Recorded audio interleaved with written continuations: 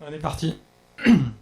Bonjour à tous, merci d'être présents à cette session à l'Agile Niort, que j'ai intitulée Mettons les développeurs au cœur de l'organisation de produits, qui est en fait un retour d'expérience du fonctionnement de nos startups et de comment on applique, on va dire, les principes agiles, mais d'une certaine manière chez nous, à travers notre organisation technique et produit.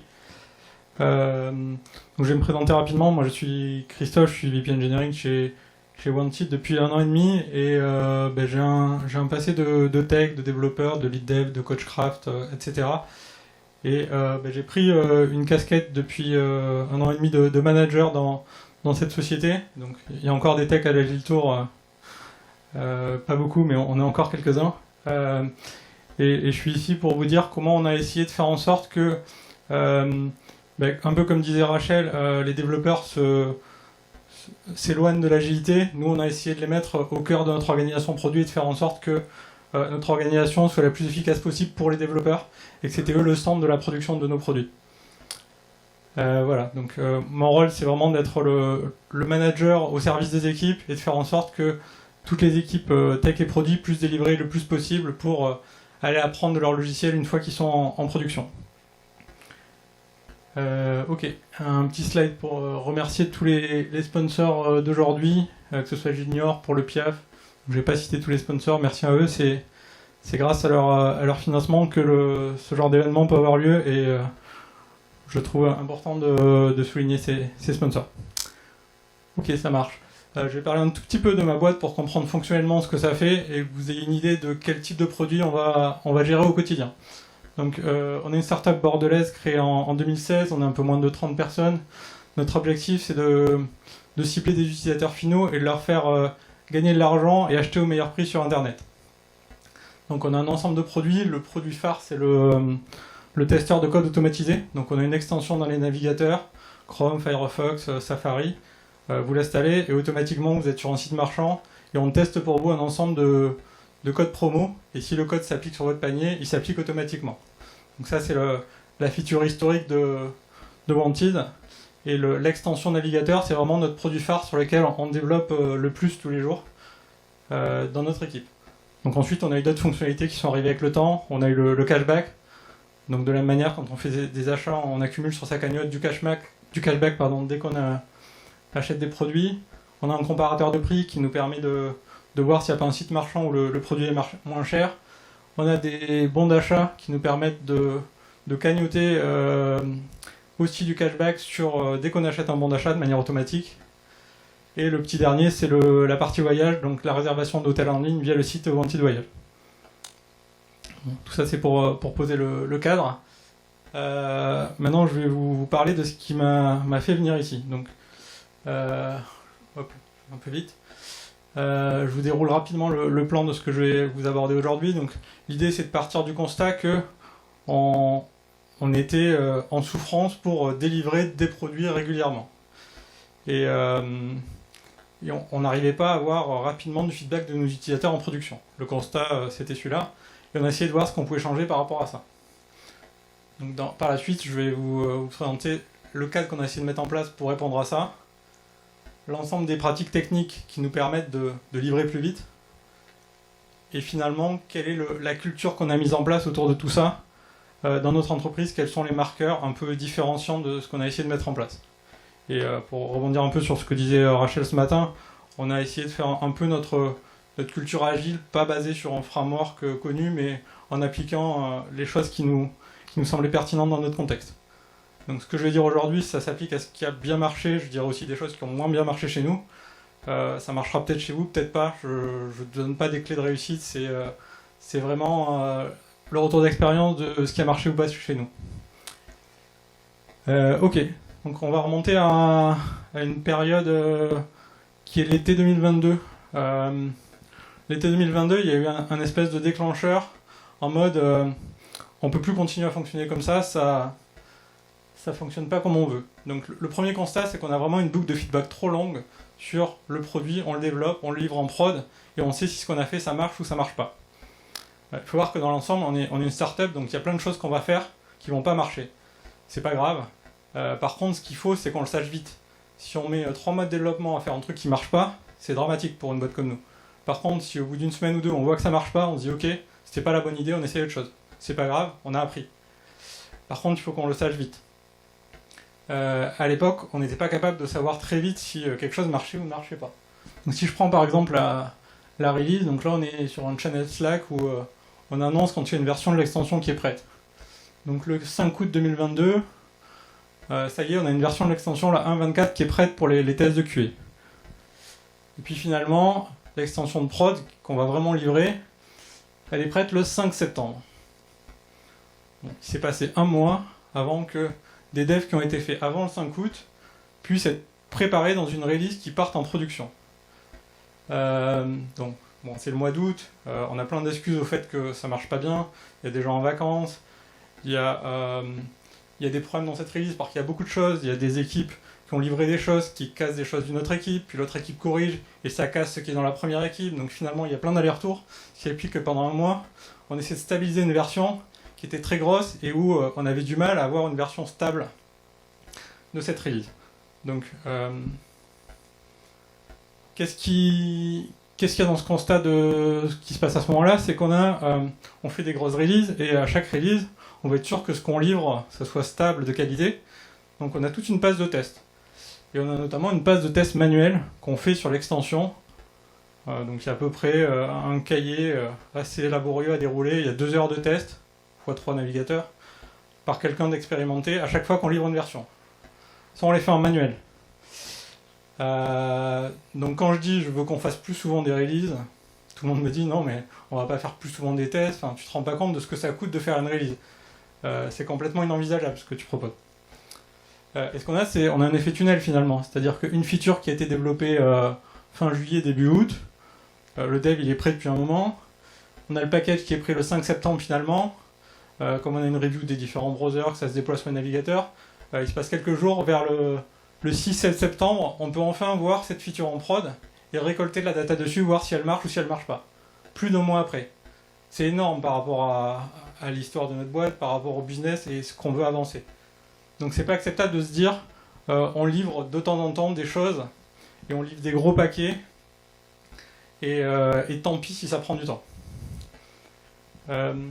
Un autre constat de ça, c'est que alors ça c'est pas un board chez nous, je vous rassure, c'est un board d'une ancienne équipe que j'ai accompagnée par le passé où il y avait 3 colonnes en cours, je vous épargne les détails, avec des tickets affectés à plein de gens différents. Donc c'était une équipe de 5 devs. Donc là si on regarde, il y a plus d'une dizaine de tickets en cours. Il y a même des tickets qui étaient affectés à des devs qui étaient plus dans l'équipe, qui étaient plus dans l'entreprise, qui étaient toujours en cours. Donc ils risquaient pas d'avancer. Bon, nous on n'en était pas là, mais en tout cas chaque équipe avait plusieurs objectifs et travaillait sur plein de choses en même temps. Donc il pouvait y avoir 4, 5 US dans chaque équipe qui étaient prioritaires dans le sprint. Et finalement, plus on faisait de choses, moins chaque chose avançait vite indépendamment. Et plus on mettait de temps à livrer l'ensemble de ces choses-là. Et ce qu'on s'est dit, c'est il faut qu'on arrête de travailler sur autant de sujets en même temps. Et dernier constat, c'est que une start-up et le code il a été fait au début avec les moyens du bord, vite, et ça s'est accumulé avec les développeurs, et on a un peu du code spaghetti, et c'est un des problèmes qu'on avait qui générait cette goutte de feedback trop longue, c'est que finalement les équipes pouvaient créer des régressions sur des périmètres qui n'étaient pas eux. Et ça c'était aussi une douleur de se dire quand l'équipe A livre, peut-être qu'on va casser quelque chose de l'équipe B.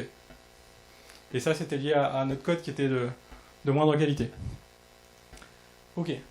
Un autre des constats qu'on avait à cette période-là, je n'accable pas l'organisation à ce moment-là et tout, il y avait des choses déjà qui marchaient bien, il y a toujours des choses qui ne marchent pas bien maintenant, mais en tout cas c'est les constats qu'on a fait à ce moment-là. Donc on a eu une organisation très basée sur des gens qui avaient, que j'appelle moi les héros, et qui avaient un rôle clé dans l'organisation. Je ne sais pas si vous avez entendu parler de Bus Factor ou de ce genre de choses, où il y a des gens dans les équipes, s'ils ne sont pas là, on sait que ça a merdé. Donc nous on avait essentiellement 2 héros dans les équipes. On avait le PM, donc le Product Manager. Lui c'était un peu le garant de toute la phase de delivery. Donc c'est lui qui écrivait les US, c'est lui qui resetait les stories à la fin, c'est lui qui mettait un tampon pour dire ok c'est bon, on a passé tout le cahier, on peut partir en production. Finalement, il était là pour faire tout ce que les devs auraient dû faire, mais comme il était là, c'est lui qui le faisait.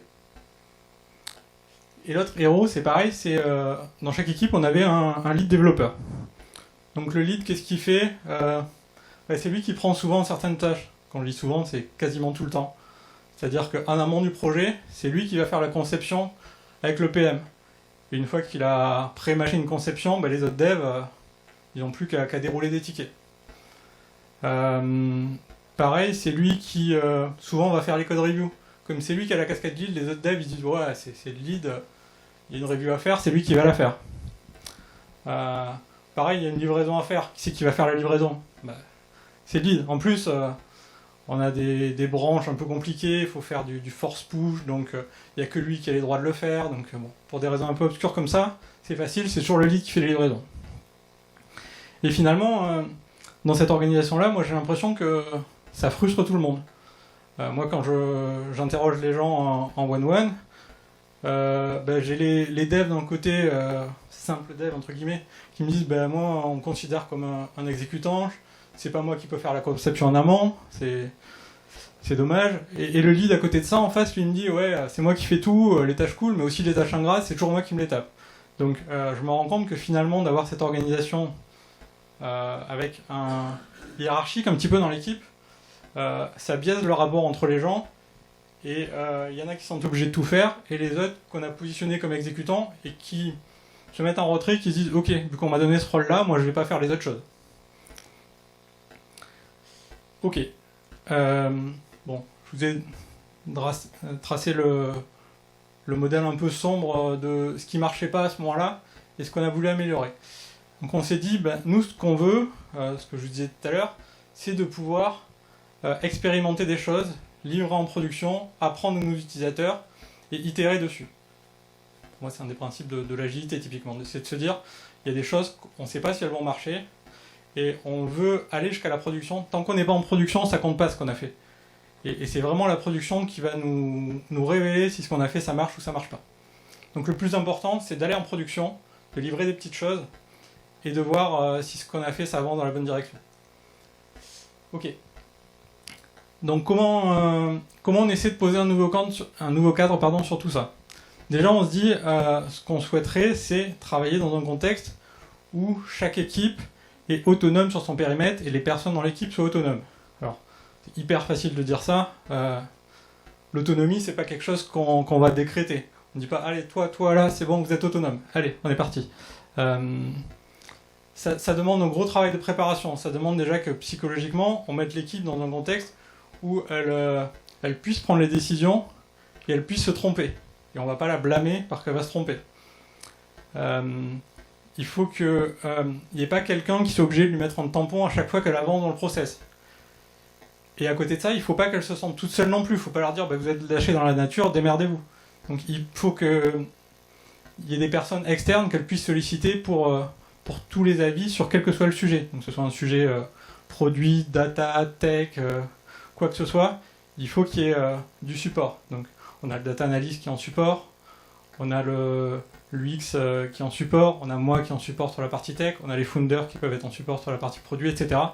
Donc on a une orga où il y a des gens qui sont disponibles pour l'équipe, mais on ne demande pas la validation de ces gens pour avancer dans le process.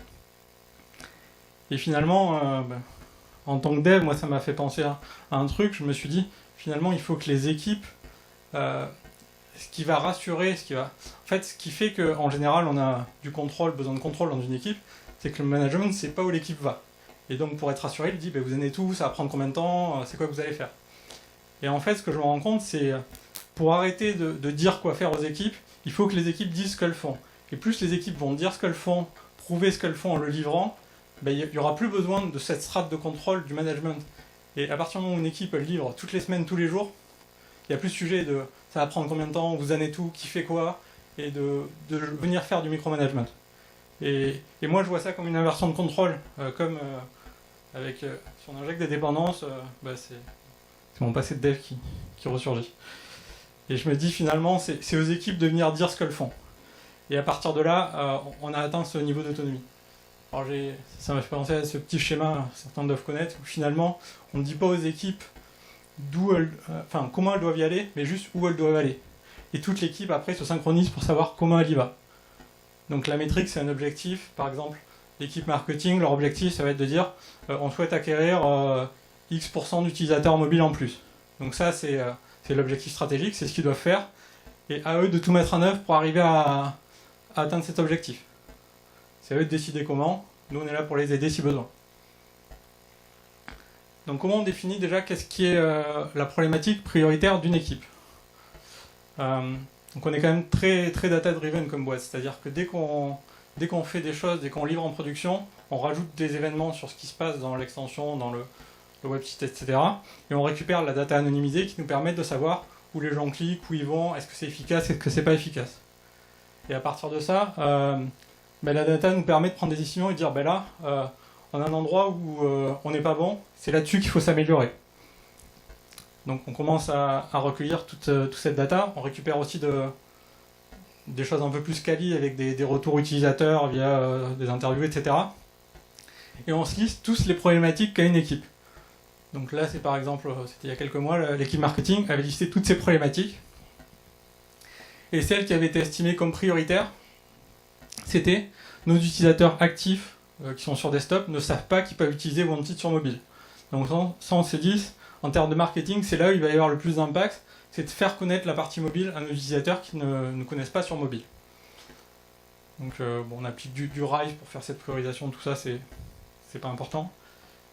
Donc une fois qu'on a décidé ça, c'est le product manager ou en tout cas la personne du métier à la manœuvre qui dit ok, c'est cette problématique sur laquelle on veut avancer. Donc une fois qu'on a fait ça, ça se fait avec toute la squad, c'est-à-dire que les développeurs, etc. sont là-dedans et participent à la prise de décision de on va démarrer sur cette problématique-là et c'est celui-là qu'on va traiter à l'avenir. Donc pour rebondir sur ce que je disais tout à l'heure, maintenant on traite un seul sujet à la fois. Chaque équipe a une priorité et elle doit absolument avancer dessus. Il peut y avoir du run, il peut y avoir des sujets de prod transverses, c'est ok pour que ça passe de toute manière, mais sur les problématiques fonctionnelles, les nouvelles problématiques, il y en a une seule. Et ça fait référence à, je ne sais pas si certains ont déjà entendu parler de la loi Little, stop starting, start finishing, finalement. Le temps qu'on passe sur un élément, ça dépend du nombre d'éléments qu'il y a et du début de l'équipe. Donc finalement, c'est ce que je disais tout à l'heure, plus on prend d'éléments de travail, plus long ils mettent à sortir. Donc si on veut que ça sorte plus vite, il suffit de réduire le nombre d'éléments qu'on prend. Ouais.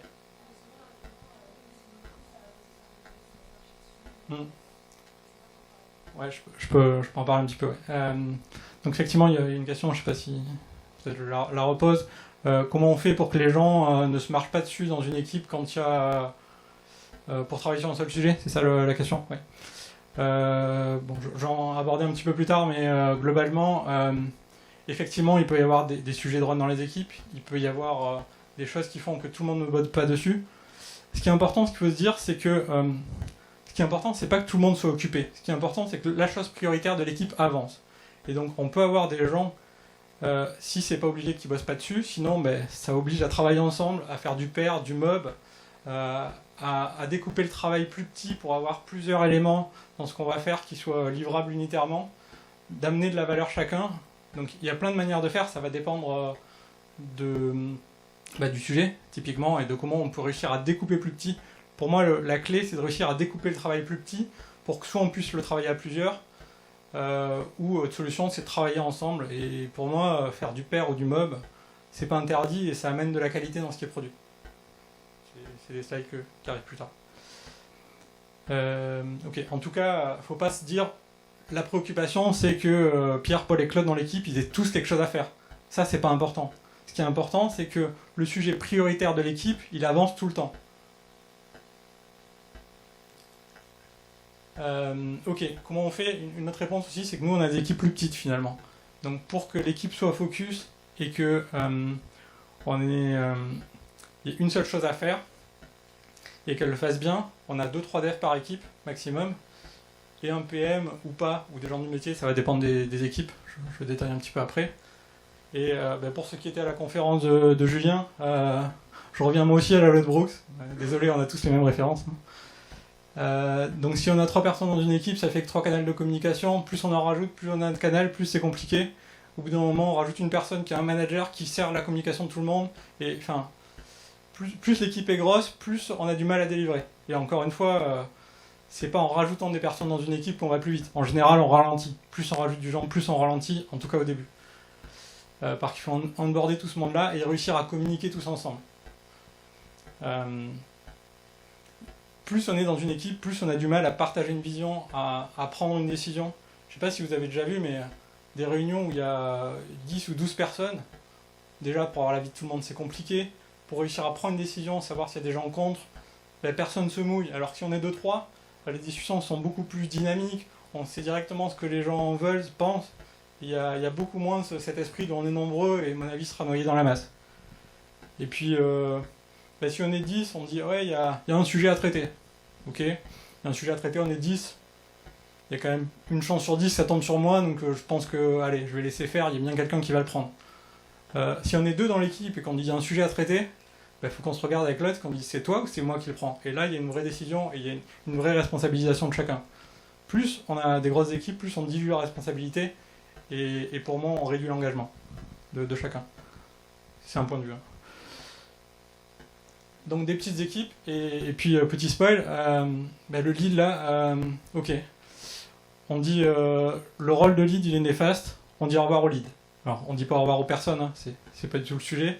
Les personnes c'est là, c'est des développeurs comme les autres, qui continuent à être des développeurs dans l'équipe, qui sont en général plus seniors que les autres, donc qui ont plus d'expertise sur un domaine particulier, qui ont plus de compétences en architecture, en qualité logicielle ou autre. Et ça de toute façon naturellement ils l'ont, on va pas leur enlever. Mais par contre, c'est pas à eux de faire certaines choses et d'avoir des tampons de validation, d'être les seuls à pouvoir faire des choses cool et pas cool. Donc finalement, on enlève ce rôle et il n'y a que des développeurs dans l'équipe. Avec des niveaux d'expertise sur une minorité différente, évidemment. Ok. Maintenant que ceci étant dit, comment on travaille ? On a une problématique et on veut la dérouler. Donc là c'est un exemple de board qui a été fait dans l'atelier, c'était l'équipe marketing où j'avais pris l'exemple aussi.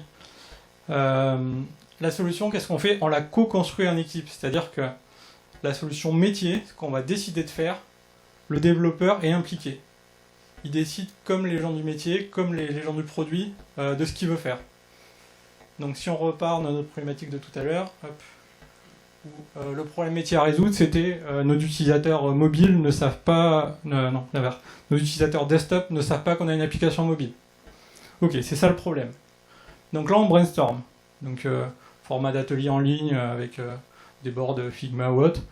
Tout le monde met un post-it, propose des choses, dit j'aurais bien en tête de faire ci, de faire ça. Il n'y a pas de mauvaise idée, que ce soit un dev, quelqu'un du métier ou autre, tout le monde peut avoir une bonne idée sur le sujet. Après, on regroupe, souvent les gens ont eu des idées similaires, on commence à voter et à proposer des pistes de solutions. Donc une fois qu'on a les solutions, on les score. Est-ce que ça va avoir de l'impact ? On estime avec la data qu'on a, est-ce que c'est une solution qui va apporter beaucoup de choses par rapport à l'objectif ou un tout petit peu ? Est-ce que c'est compliqué à mettre en place techniquement ? On fait une évaluation grossière pour déjà se dire ça c'est une grosse solution ou c'est une petite solution. Mais en tout cas, tout ce qu'on se dit c'est est-ce que c'est ça qui va avoir le plus d'impact ou pas ? Donc une fois que l'équipe a décidé, donc ça c'est un atelier, il y a tous les gens de l'équipe, donc produit, dev, data analyst, etc. Et on se décide sur ce qu'on fait, et là à la fin de la réunion, on s'est mis d'accord sur ok, on part sur cette solution. Et ce qui est important, c'est vraiment que les devs sont impliqués et ce qu'ils vont faire, ils en sont convaincus que c'est la bonne solution. Ils sont pas en mode on nous a dit de faire ça, ok on va le faire. Et il y a une phrase finalement, je ne sais jamais de quelle est, mais qui dit ce qui part en production c'est ce que les développeurs ont compris. Et nous on va même plus loin en disant ce qui part en production c'est ce que les développeurs ont décidé. Avec le reste de l'équipe. C'est des développeurs, c'est pas des codeurs, on leur demande pas juste de dérouler du code par rapport à un besoin. Donc évidemment, ils déroulent pas des tickets. Il n'y a pas quelqu'un qui est l'acteur unique de la phase de réalisation qui dit, selon les orgas, ça peut être un Scrum Master, un PO, un Product Designer même des fois, qui dit à chacun ce qu'il doit faire. Là, pas du tout. il n'y a pas une liste de tickets à dépiler. On veut aller vers l'objectif. S'il y a besoin de créer les tickets, limite on les a fait en atelier, où le dev peut même créer le ticket s'il en a besoin. Et on déroule et on va vers l'objectif. C'est pas important de savoir combien de tickets on a fait, etc. Ce qui est important, c'est que tous les jours on avance vers l'objectif, on livre des choses et on le voit. Ok. Il y a une autre chose qu'on a changé aussi, c'est que finalement, souvent, je vous parlais tout à l'heure de livrer par exemple tous les mois, ou en tout cas, on avait c'est quelque chose qui était abandonné peu avant que j'arrive. On avait une organisation qui ressemblait un peu à du shape-up, avec des OKR bien définis, 6 semaines où on bossait sur les OKR et 2 semaines de cooldown. Et finalement, il se passait à chaque fois 6 à 8 semaines avant d'avoir une solution. Ça, on a cassé un peu cette organisation-là et on s'est dit finalement, nous on a des choses, on ne sait pas encore où on va aller, on est en mode start-up, ça ne correspond pas à ce qu'on veut faire, on a besoin d'apprendre plus vite. Donc on a besoin qu'à minima toutes les semaines, on ait un truc qui parte en production pour apprendre dessus. Donc une fois qu'on a une idée, on fait une première itération. On a peut-être un truc un peu pourri entre guillemets qui part en prod, mais c'est pas grave. Si on n'a pas honte de l'avoir livré, c'est qu'on a livré trop tard. Et finalement on itère, on se rend compte qu'il y a des choses qui marchent bien, des choses qui marchent moins bien, et on les améliore petit à petit. On s'autorise à prendre des raccourcis même techniquement. Moi je viens du craft, donc ça me faisait un peu mal de se dire ouais on fait un truc tout dégueulasse, on le livre, et c'est pas grave, c'est en prod. Et par exemple, on se dit il y a une feature qu'on veut faire, mais on veut la faire que pour le top 3 des meilleurs marchands. Avant, ce qu'on aurait fait, enfin ce que moi j'aurais pensé, c'est on fait un service côté back qui récupère le top 3 des meilleurs marchands, le front qui va appeler ce service, et il applique la feature que sur ces 3 marchands. Maintenant, ce qu'on ferait dans ce mode-là, c'est de dire ok, les 3 meilleurs marchands, à l'instant T, c'est machin bidule les trucs, dans le front on met en dur pour machin bidule les trucs, on active la feature. Alors, moi ça m'érisse un peu les poils, mais finalement, qu'est-ce qu'on fait sur la deuxième itération ? La deuxième itération, on dit ok, cette feature, soit elle est trop cool, ça marche vachement bien, ok, on fait le service côté back, qui renvoie les 3 meilleurs marchands, et là on a un truc propre, mais dès la première itération, on a livré de la valeur. Et au bout de la deuxième itération, on a quelque chose de propre. Si ça se trouve, au bout de la première itération, la feature ne marche pas du tout. Ça sert à rien de continuer, ça marche pas. Donc, ok, on jette le code front, mais on jette pas le service back vu qu'on l'a toujours pas fait. Et donc là, mon côté lean est satisfait et se dit, on a évité tout ce gaspillage de faire un service qui aurait servi à rien. Donc, il faut avoir la rigueur dans la deuxième itération de dire, ok, là, maintenant, on a un truc en prod qu'on va garder et on le rend plus stable, plus propre. Et il faut pas oublier cette étape-là. Mais si on l'a fait trop tôt, c'est du temps qui est passé sur un sujet qui n'avait pas de valeur. Ok, et finalement on itère. Sur une itération, peut-être qu'au bout de 2 itérations, on a déjà atteint 80% de l'objectif. Et Pareto nous dit ça suffit en fait. C'est pas la peine d'aller plus loin, de passer plein d'itérations pour aller gagner des pouillèmes de parts de marché ou autre. Des fois on a besoin des 6, des fois on s'arrête avant parce que ça a marché ou pas marché. C'est le jeu, ça fait partie des règles. Et dès que c'est prêt, on livre en prod. J'ai changé l'illustration hier soir, parce que celle-là me semblait rigolote. Ça me fait penser vous avez certains déjà dû jouer à des jeux sur mobile ou autre, où il y a des clients et il faut leur livrer à chaque fois les plats qu'ils ont commandés dans l'ordre, et aller très vite pour livrer. Et quand on est dans ce cas-là, au restaurant, on va pas se dire ok, on fait une livraison toutes les 15 minutes entre la cuisine et la salle. C'est-à-dire on a une livraison régulière. Ok, c'est prêt. Là, t'envoies tous les plats qui sont prêts tous les quarts d'heure. Alors c'est vrai qu'on économise le trajet entre la cuisine et la salle. Par contre, déjà pour les clients, il y a un plat qui est prêt 1 minute après les 15 minutes, c'est dommage, parce qu'il va attendre pendant 14 minutes que son plat arrive en salle. Bon, il va être froid, il va râler, et finalement il va pas être satisfait. Alors que l'idéal, c'est de se dire, c'est prêt, on livre. Et cette image, pour moi, c'est la même chose. C'est-à-dire que nous, on a du code qui est prêt, dès que c'est prêt, on livre. Et on envoie en production, il ne faut pas que ça soit un sujet. Et si le livrer en production, c'est trop coûteux, c'est ça qu'il faut améliorer. Il faut comprendre ce qui fait que c'est trop coûteux, et changer ce process pour qu'il soit simple. Et plus on va le faire souvent, moins ça va être coûteux, plus on va réussir à l'améliorer, à automatiser. Je sais pas où j'en suis du timing, je pense que je suis un peu en retard.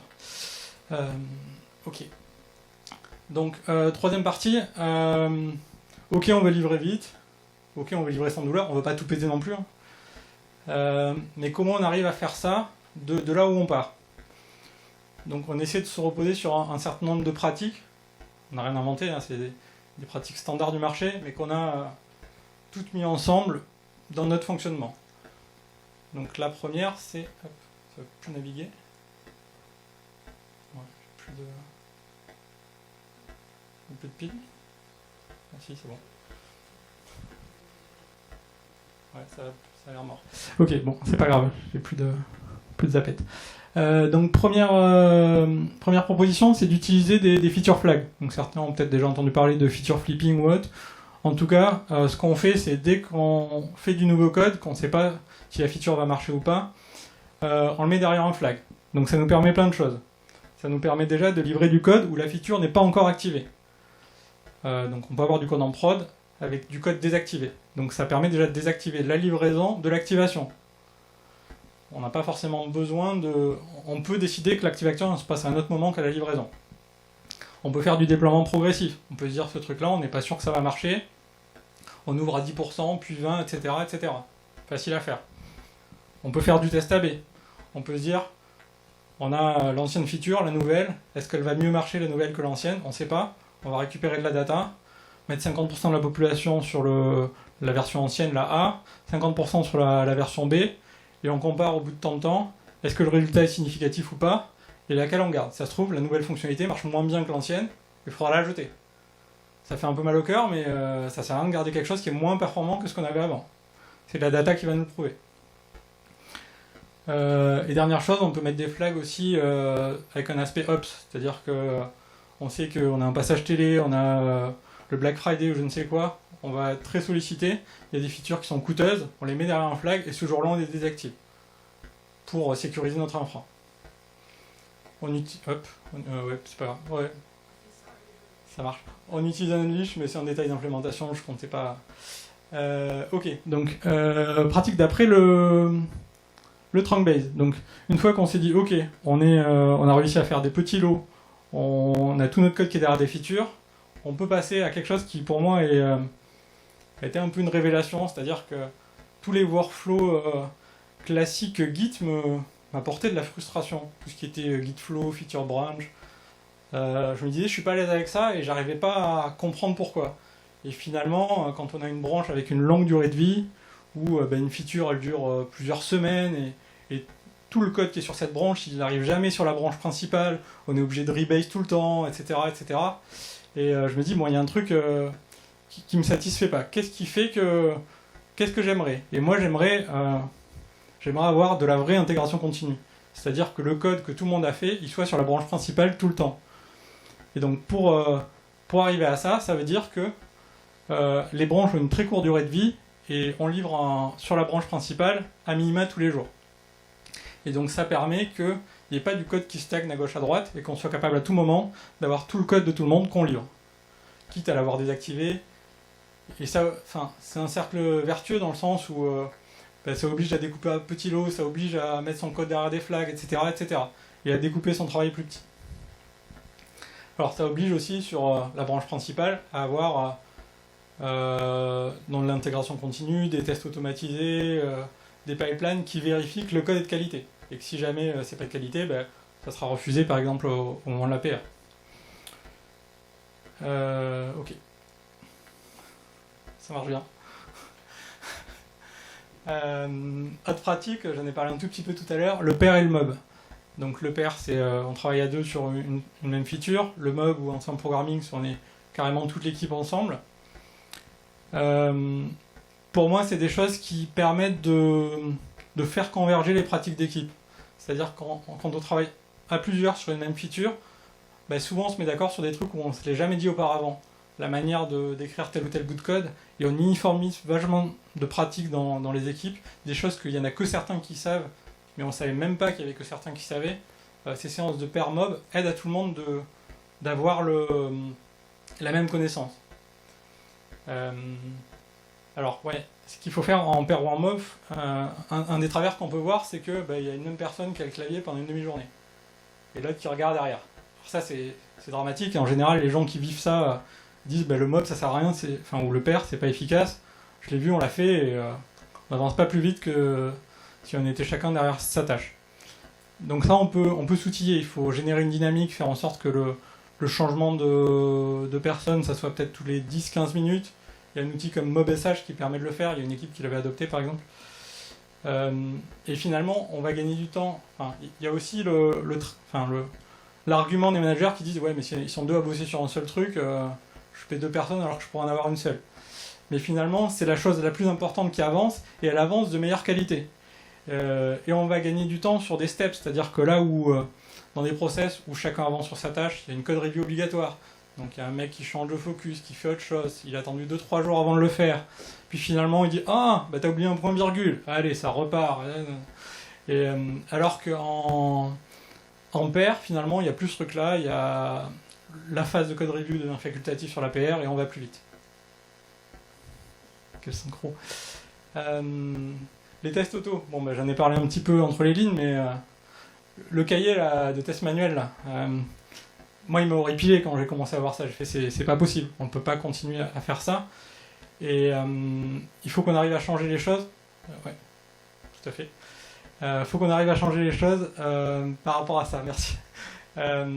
Donc comment on fait? Donc au départ on s'est dit ok, ces tests manuels, ça nous rassure, on a besoin de les faire à chaque fois qu'on livre une release. Puis je commence à dire, les releases on va en faire plus souvent, donc on commence à discuter et dire comment on va faire pour s'épargner cette phase de test qui est beaucoup trop longue. Donc déjà on se dit, on a beaucoup de tests qui sont quand même automatisés, et finalement tous les tests qu'on faisait en manuel à chaque fois, on peut s'en épargner une bonne partie qui sont quand même couverts en auto, et on est confiant, on va garder qu'une partie de ces tests-là de manière auto, les 3-4 scénarios vraiment vitaux. Donc au lieu d'être à 2 heures x 3 navigateurs, on passe à 15 minutes x 3 navigateurs. Donc déjà, c'est mieux. Mais si on continue à le faire à chaque fois qu'on veut faire une release, c'est quand même coûteux. Moi j'ai envie d'éliminer tout ce qui est manuel, parce que c'est risque d'erreur, c'est laborieux pour tout le monde, et ça n'apporte pas de valeur. Donc ok, dans l'ancien orga, c'était le PM qui passait tous ces tests à chaque fois. Hein. C'était lui le héros sur cette phase-là. Là maintenant on a dit, non, c'est pas le PM qui fait ça, c'est n'importe qui dans l'équipe. Donc quand je commence à dire aux développeurs, vous allez faire des tests manuels à chaque fois qu'on livre l'extension, on a de bons développeurs, donc ils sont un peu feignants. Donc ils ont fait non, ça va pas être possible. Donc on fait ok, on avait une tâche de automatiser ces tests qui étaient tout en bas du backlog technique. Hop, elle remonte donc tout en haut et on se dit là on va vraiment les automatiser ces tests. Donc nous on appelle ça des sanity checks. Donc c'était un peu galère, un peu douloureux parce qu'il y avait des tests graphiques. C'est encore des tests qui pètent assez souvent à l'heure actuelle. Mais en tout cas on sait que quand ils passent, on est rassuré. Donc c'est pas forcément l'idéal, mais en tout cas ça nous a permis de se dire ok, maintenant il y a un code, le code est fait, il part sur main et automatiquement on envoie. On envoie où? Donc on a notre CI, notre CD. Donc on est en 2024, pour moi c'est plus discutable. Hein. Il y a une boîte qui produit du logiciel, elle a une CI, une CD automatisée. Ça doit plus être un sujet. On doit être capable de préparer son logiciel et de le déployer automatiquement. Alors nous on a un truc un peu touchy, c'est comme si une extension navigateur. Toutes les parties back on les déploie facilement sur Google, mais sur la partie front, on dépend des stores, c'est-à-dire que notre extension elle doit être validée par le Chrome Store, par Mozilla, par le store Apple. Et donc on envoie une version, mais on ne sait pas quand est-ce qu'elle va être validée. Donc on a automatisé jusqu'à l'envoi sur la review. Donc maintenant, dès que le dev arrive sur main, automatiquement on a une version qui part en review chez Google, par exemple. Alors chez Google, la review en ce moment, ça peut prendre moins d'1 heure, donc c'est top. Mozilla, on est plutôt à la semaine. Donc on attend, mais on peut pas faire autre chose. On peut pas faire autrement, on est dépendant du store. Et Apple, ils sont entre les deux, c'est plutôt 24-48 heures. Ok, donc ça on l'a automatisé, on n'est pas tout au bout, mais on essaie d'y arriver et on fait un maximum pour qu'il n'y ait plus de tâches manuelles là-dessus. Dernière chose sur cette partie, je vous disais on est sur un provider de cloud, donc on est sur GCP, ça pourrait être Azure ou AWS, on s'en fout, mais en tout cas on a une infra capable de scaler, qu'on déploie de manière automatisée avec l'infra as code avec Terraform, donc ça nous permet aussi d'avoir cette agilité sur la partie infra et applicative. C'est-à-dire que quel que soit le type de développement qu'on a à faire, on veut que tout soit automatisé, que ça ne soit pas une douleur pour les équipes de livrer facilement. Donc oui, ça oblige à avoir une connaissance sur une nouvelle techno, malheureusement. Mais c'est comme ça qu'on arrive à avoir aussi une infra aussi souple et qui nous permet de gérer des pics de charge ponctuels, type passage télé, etc. Ok. Et dernier slide là-dessus, sur les pratiques, donc le monitoring. Donc, ok, on livre vite, mais si c'est pour livrer un truc tout pété, ça sert à rien. Donc, l'objectif, c'est de se dire, à chaque fois qu'on livre, on a le droit de casser, c'est pas grave. Par contre, il faut qu'on soit capable rapidement de savoir qu'on a cassé et de remettre dans un état stable. Donc ça passe par du monitoring, de l'alerting. Donc là, c'est par exemple des graphes de notre charge quand on a eu le passage télé TF1 l'an dernier. Et on a de l'alerting sur Slack. Dès qu'il y a un service qui a quelque chose d'anormal, là c'était un problème de latence par exemple. Donc chaque équipe a un channel automatisé sur Slack où il y a des remontées d'alerte à la fois techniques et fonctionnelles. Fonctionnel, ça peut être sur tel site, on a moins d'applications de code promo que la semaine dernière à la même date ou que hier. Est-ce que c'est normal? Donc l'équipe regarde, ça se trouve c'est normal, parce qu'il y a un code qui marchait très bien qui est plus valide. Puis ça se trouve c'est pas normal parce qu'on a un problème technique et on le détecte au plus vite et l'équipe corrige.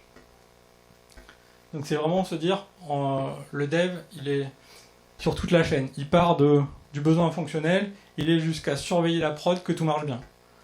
Tout marche bien, qu'il n'y ait pas d'anomalie, et que ça fonctionne bien aussi fonctionnellement. C'est-à-dire que sa feature a bien l'impact voulu. Dernière partie, j'ai essayé de résumer un peu quels étaient les marqueurs forts de notre culture et qu'on essayait de ne pas perdre et de communiquer. Donc le premier, c'est vraiment la data. Donc on a une forte culture de l'expérimentation, on s'est outillé autour de ça. Ça c'est notre outil qui sert à faire des tests AB qui s'appelle Grossbook, où on voit que on a redesigné une pop-up par exemple, version feature on, feature off, et l'outil nous dit qu'il y a 99,9% de chances que la nouvelle feature marche mieux que la précédente. Donc là on est très content, on y va, on envoie la nouvelle feature à 100%. À partir de 95% on y va en fait. Et des fois c'est frustrant, là on a une feature, on est à 92. Donc j'aimerais bien qu'on y aille, mais il faut qu'on attende encore. Si ça se trouve ça va se renverser et la data dit qu'on ne peut pas encore y aller. Donc globalement c'est se baser sur la data et pas prendre de décision à l'intuition. C'est-à-dire que ça on peut le faire de temps en temps sur notre nouveau produit voyage. Pour l'instant c'est un produit qui démarre, donc on ne va pas faire du test AB sur tout, sinon on n'avancerait pas assez vite. Par contre sur les produits matures, stables, où on a du volume, les décisions, il faut les prendre de manière raisonnée avec la data, et c'est ce genre d'outils qui nous permettent de prendre les décisions les plus objectives finalement. Ok. Autre chose, c'est que finalement on a un peu cassé notre organisation, on a arrêté les sprints, donc il n'y a plus d'organisation dans les équipes où on se dit voilà le travail qu'on va faire pendant tel laps de temps. On cadence plus du tout par la timebox, on cadence par le périmètre. C'est-à-dire que l'objectif de l'équipe, c'est casser cette problématique-là. Faire en sorte que les utilisateurs desktop savent qu'on a une application mobile. Ça, c'est l'objectif de l'équipe. Ça va peut-être prendre 2 jours, 1 semaine, 3 semaines, on ne sait pas. En tout cas, on va itérer dessus. C'est-à-dire que dès la première semaine, on va livrer quelque chose, et soit on a atteint l'objectif et champagne, on arrête, on passe à l'objectif suivant. Soit on va dans la bonne direction, mais il faut en faire un peu plus, et on améliore. Et toutes les semaines, on améliore. Idéalement, on livre. En fait, dès que c'est prêt, il n'y a pas d'objectif de date, mais il faut juste dire qu'on avance tout le temps. Il ne faut pas qu'il y ait une semaine où on n'ait rien livré, sinon ça veut dire qu'on n'apprend rien de la prod et on ne sait pas si on va dans la bonne direction. Et peut-être qu'on va livrer un tout petit truc, mais en tout cas, on va apprendre. Et c'est ça qui est important. Et puis, autre chose, on a arrêté les cérémoniaux un peu inutiles d'estimation, type poker planning, etc., au grand soulagement des devs. Et finalement, on ne se préoccupe pas de savoir combien de temps ça va prendre. On sait que le sujet doit être traité, et on sait qu'il faut le découper suffisamment petit pour avoir de l'avancée régulièrement. Et la clé pour arrêter d'estimer, c'est de découper petit. À partir du moment où c'est petit et où on livre tout le temps, il n'y a plus de sujet d'estimation. Et on a complètement évacué ce sujet. Et moi j'en étais convaincu. L'avantage c'est que je suis arrivé dans une organisation où ma direction en était aussi convaincue. Donc à partir de là, ça a été très facile d'évangéliser tout le monde là-dessus. Ok. Autre chose aussi, je vous en parle depuis tout à l'heure, c'est que le dev il est au centre de tout. Et finalement, on a un peu peut-être des moutons à 5 pattes, certains diront, mais des devs qui sont capables de faire plein de choses. C'est des devs qu'on appelle full stack, mais qui prennent l'ensemble de la chaîne. Et finalement, dans une optique lean, ça nous force à avoir que les rôles indispensables dans l'équipe. Donc, première chose, on n'a pas de chef de projet. On n'a jamais eu de chef de projet. J'ai pas eu besoin de les enlever, il n'y en avait pas quand je suis arrivé, donc c'était très bien. Il n'y a pas de Scrum Master non plus, donc il n'y a pas de gens dont le rôle est non opérationnel dans l'équipe et d'être uniquement le garant de la méthodologie. Bon, on n'a pas de QA, on n'a pas de testeur. Les tests, c'est les devs qui les font. Donc les tests automatisés, ils sont faits par les devs et on n'a pas un expert de la QA. Ce qui se passe en général quand on a un expert de la QA, c'est que, comme tout, ça devient l'expert. C'est-à-dire que, ok, il est là, c'est lui qui va faire les tests, donc nous on est des devs, on s'en fout des tests. Le QA il va passer derrière, il va trouver s'il y a des bugs. Ça déresponsabilise vachement les développeurs d'avoir des gens dédiés, à mon sens, encore une fois. Donc on n'a pas de QA et l'ensemble des tests est fait par les devs. Ça peut avoir des travers, mais dans notre organisation, je trouve que ça marche plutôt bien. On n'a pas d'architecte. On n'a pas de personne en dehors des équipes qui code pas et qui décide comment designer les composants. Bon, il y a un petit peu moins, mais pas souvent. Et globalement, les gens dans les équipes qui codent, c'est eux qui prennent les décisions. Et ils font en sorte que les décisions qu'ils prennent, eux, ils sont impactés aussi, vu qu'ils vont développer avec. Donc on n'a personne qui a une casquette pour faire ça, mais tout le monde l'a plus ou moins dans l'équipe. Et c'est important de prendre une décision en étant éclairé et de savoir que ça va nous impacter au quotidien. C'est aussi pour ça que moi, ces derniers temps, je me remets un peu plus hands-on dans les équipes pour faire aussi du code, faire des PR, pour que les choses que je vois de manière théorique, je sois aussi conscient de comment ça se passe dans les équipes et comment ça se passe de livrer une extension, les tests, etc. Même si je ne me mets pas sur des choses critiques parce que j'ai d'autres tâches à côté. Mais en tout cas, ça me permet de vérifier que le workflow fonctionne et que c'est pas que sur le papier que ça marche comme je l'ai dit. Ok, ouais, ça marche.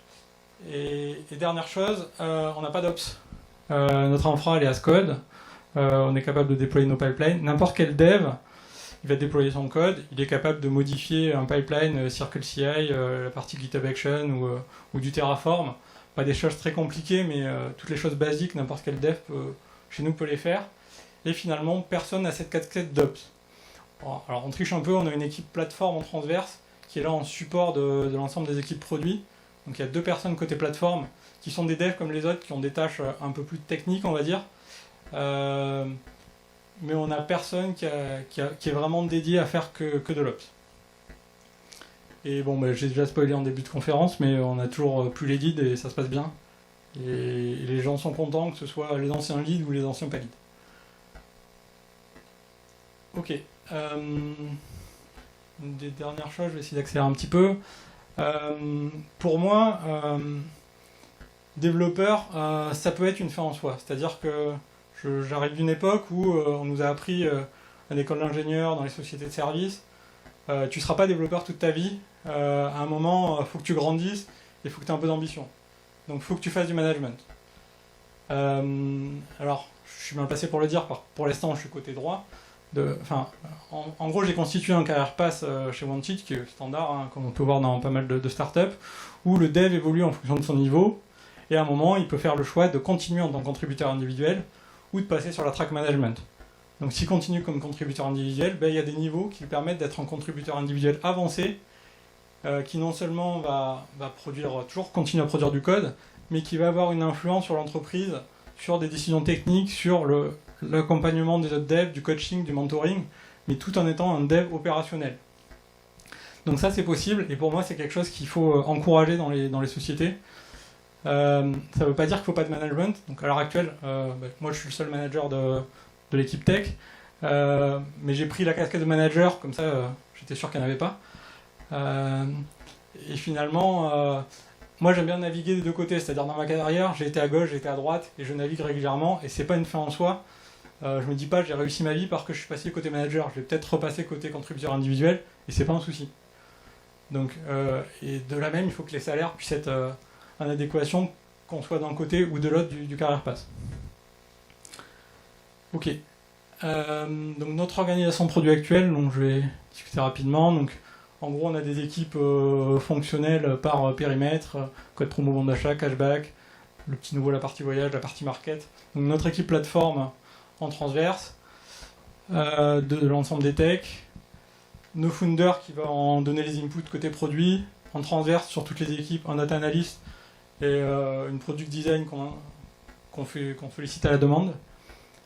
Et globalement, il n'y a plus de leads, il n'y a plus... Enfin, tout ce qui se fait par les équipes produits, alors il y a les sales, etc., que je ne vais pas représenter là-dessus, mais je ne les considère pas dans l'orga produit. L'office manager, enfin il y a des gens en transverse, hein, mais dans l'organisation produit actuelle, le cœur c'est essentiellement des développeurs, et on demande à ce que les développeurs soient impactés par le produit. Nous on appelle ça des product engineers, c'est-à-dire que on ne s'attend pas à ce que leur intérêt principal ça soit de faire du code de qualité, mais que ça soit de répondre aux problèmes qu'ont nos utilisateurs. Et des fois ça peut être frustrant parce que la meilleure solution, ça ne sera pas d'écrire du code, mais en tout cas ça sera la meilleure solution et c'est ça qui est important. Ok, comment on est parti là-dessus? Donc finalement on voit que ce qu'on a créé entre guillemets c'est une espèce d'accumulation issue de plein de frameworks existants. Ça reboucle un peu sur ce que disait Rachel. Moi ce qui me fait peur au début dans ce genre d'approche c'est que j'ai entendu beaucoup de boîtes dire ouais nous c'est bon l'agilité Scrum on connaît, on l'a adapté chez nous. Et souvent ça pour moi c'était déjà un petit warning en mode est-ce qu'ils ont compris ce qu'ils ont adapté? Et j'essaie de me référer à chaque fois au Shuari des arts martiaux japonais, je suis encore là, où en 3 étapes finalement on se dit ok, première étape, le Shu, j'apprends les règles et je les suis à la lettre on va dire. Deuxième étape, je suis capable de comprendre et questionner les règles, c'est le A. Et le Ri c'est ok, maintenant je suis à l'aise avec les règles et je suis capable de les adapter. Mais c'est important de passer par les 3 étapes et pas de commencer à dire ok moi je vais commencer à adapter. Donc finalement toutes ces méthodes agiles c'est important de les comprendre avant de les adapter et de les mettre dans son contexte. Alors ce qu'on a chez nous finalement, alors je vais pas citer les noms mais sur tout ce qu'on a vu dans cette presse, il y a du Lean, il y a de l'extreme programming, il y a du DevOps, il y a du Accelerate, toutes ces choses là moi m'ont marqué et sont ancrées dans mon envie, dans ma manière de travailler et que j'essaie d'inculquer dans l'équipe. Et on a essayé de faire un blobby-boulga de tout ça et finalement de se dire on essaie de mettre le moins de process possible et tout ce qu'on a il doit nous servir à quelque chose. Et je suis plus en train de dire on va enlever des choses qu'on va en rajouter. Petite anecdote, il y a 2 ou 3 semaines, c'était ma semaine de vacances et il y a un dev qui a dit si on a enlevé les reviews obligatoires sur les PR. Et la semaine où je n'étais pas là, ils l'ont enlevé. Et je suis content en fait, parce que c'est une décision qu'ils ont pris tout seuls. Moi j'avais déjà évoqué le sujet, il y a d'autres devs qui avaient évoqué le sujet, et une semaine où je suis pas là, ils ont franchi le pas. Allez, il n'y a plus de review obligatoire sur les PR. Et en fait, tant qu'on ne dégrade pas la qualité, si on simplifie le process, moi ça me va. Après il faut qu'on suive que la qualité n'est pas affectée par ça, mais pourquoi pas essayer. Ok, comment réussir à polliniser cette culture? Donc moi, ce que j'aimerais, c'est réussir à recruter typiquement des gens qui aient cette culture-là, être sûr que tous les gens chez nous aient cette culture, et pouvoir échanger avec d'autres personnes qui sont OK avec ça. Donc déjà, pour les nouveaux arrivants, ce qu'on a fait, et c'était en place avant que j'arrive, j'ai trouvé ça très cool, c'était chaque nouvel arrivant, il a un résumé du bouquin Lean Startup d'Eric Ries, je ne sais pas si certains ont déjà lu, résumé en 20 minutes, brandé aux couleurs de Wanted. Donc la personne, elle lit ça et elle comprend déjà qu'on est une startup, donc on va aller vite, on va itérer, donc toute cette partie-là, qu'elles comprennent ces aspects-là. Donc ça déjà c'est très cool. Autre chose, on a essayé de formaliser dans notre Notion notre culture. Qu'est-ce qu'on attend des squads? Donc toute la partie autonomie, toute la partie sujet de bout en bout, ce qu'on attend du dev, etc. Donc on a essayé de le formaliser. Je l'ai à la fois dans le Career Pass et à la fois dans ce Notion pour que les devs soient conscients de ce qu'on leur demande et qu'est-ce que chez nous le fameux Product Engineer. Donc pour l'instant c'est en interne, mais l'idée c'est de pouvoir le diffuser en externe comme notre culture. Ok, dernier point, donc c'est mon résumé.